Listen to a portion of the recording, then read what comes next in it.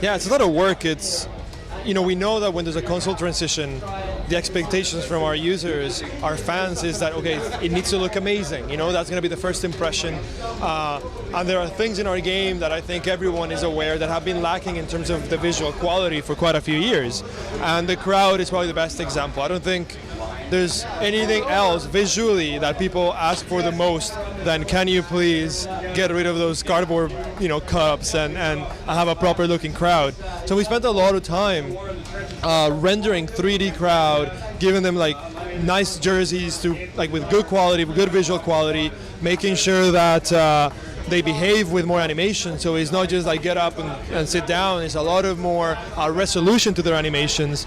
But creating those living worlds, which is what we're calling it in Gen 4, is not just about the crowd. It's about all the other elements in the stadium that bring that to life. So we're building the exterior of certain stadiums. I think it's about 6 or 7. So Etihad, we have Old Trafford, we have the Camp Nou, we have a bunch of stadiums that now when you're going to the game, you're going to see it even from the outside in different lighting conditions, and it really looks stunning, and it gives you this new perspective onto that atmosphere that a stadium has in a real football match. And then different elements that are, they sound minor, but they're really important to our consumers. Things like ball boys. So if the ball goes out of play, that a ball boy throws it back to you. That's something really cool. The fact that the bench is now warming up when they get up, they're wearing their bibs and they're running around, and all those little things that mean that there's more life to the stadium than just the 11v11 playing on the pitch. So we're focusing a lot on that. And if you stay tuned in the coming months, we'll be talking about our brand new presentation system. So in preview, I'll just give you a little hint because I know you guys are kind of hardcore. But for example, things in previous years, anything the commentators talk about once you're in the game, any storylines that are happening in career mode, we had to almost bring them from before the game. We just send that to audio, and then audio would know what to talk about if it happens. But we didn't have that concept of like a director of a broadcast, which is the guy that knows what player to focus on. And if now a player scored a brace, then he starts to become the story of that game. And if he misses a chance, say in the 70th minute, but he scored 2 goals, in real life they show you a replay of his previous goal, even though you're in the 70th minute. And now we're doing that kind of stuff in our game, tying the whole experience together.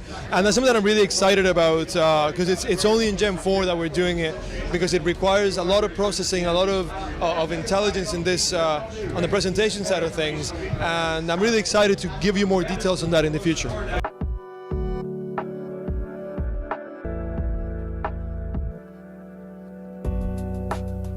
That's what we're trying to get to, yeah. So it's still a work in progress. Audio is always, because we need so many new assets from the crowds when we do the recordings. It needs a lot of tuning that it goes right up until the end before we ship. But the direction is exactly that. That's what we're trying to get to this year, is a crowd that has a lot more resolution in the types of reactions that they have, so that you really, when you watch a game on TV or when you're at the stadium, the crowd can almost tell the story. If you turn everything off and you shut your eyes and you just listen to the crowd, you would almost know what is happening. And that's the direction that we want to take the game in.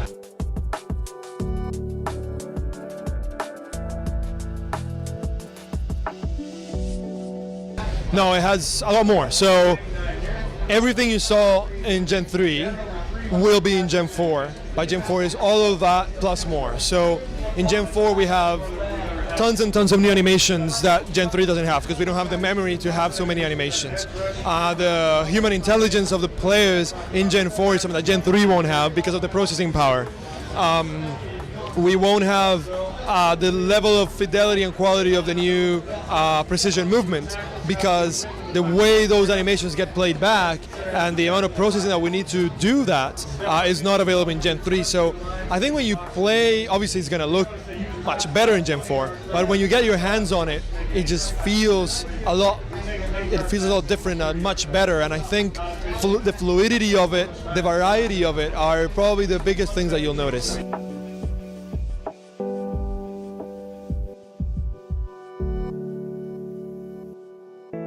Yeah, we we never want to. I get this question I think every single year because we do a feature on attack. Usually the attacking features are sexier, so we sell those more. But people are always concerned when we're announcing features that the game's not going to be balanced. But as producers, we know that first and foremost, the game needs to be balanced for it to be fun. Otherwise, you get exploits, it becomes one-dimensional, and that's not what we want. So you'll definitely see the defensive side of things being tuned and being improved, both in positioning and in AI, for it to be able to match the attacking side of it. And so if we give you more creativity on the attacking side, we're making sure that we give you more responsiveness and more tools on the defensive side.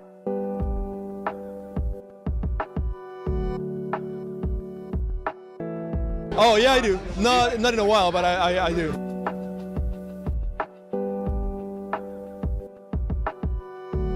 Normal. Normal? Yeah. Fair enough. Thank you very much. Thank you.